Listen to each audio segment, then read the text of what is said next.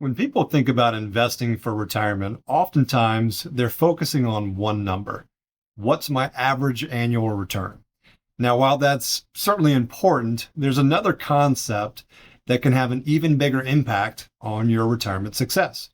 And it's called sequence of returns risk. I know a lot of you have probably heard of that. We've talked a lot about it in the office.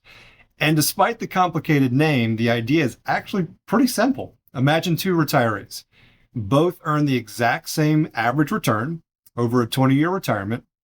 And at first glance, you'd expect them to end up in about the same financial position. But they oftentimes don't.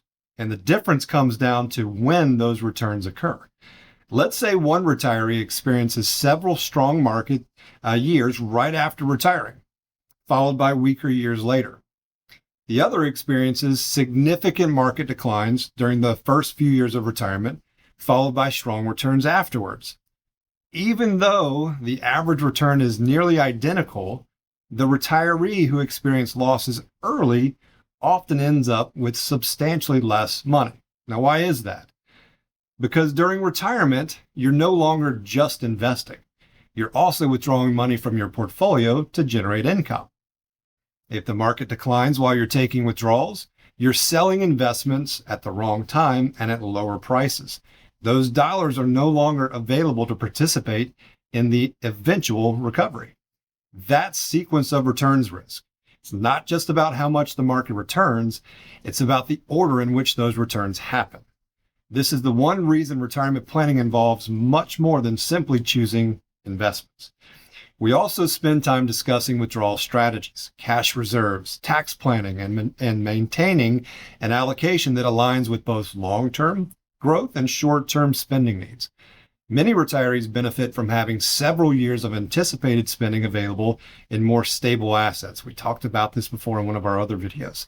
That way, if markets become volatile, they may be able to avoid selling stocks at depressed prices to meet everyday expenses. Another important consideration is flexibility. During difficult market environments, even temporarily reducing discretionary spending can help preserve a portfolio over the long term. Now, of course, every situation is unique. There's no single strategy that's right for everyone.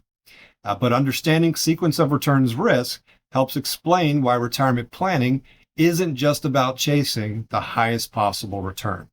It's about building a plan that's designed to weather both good markets and bad ones.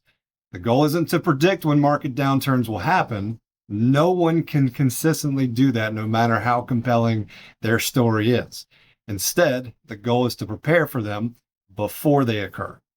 Now, because once retirement begins, protecting your ability to generate sustainable income often becomes just as important as growing your portfolio. If you're approaching retirement or already retired, it's worth asking whether your investment strategy is designed not only for growth, but also for income and resilience.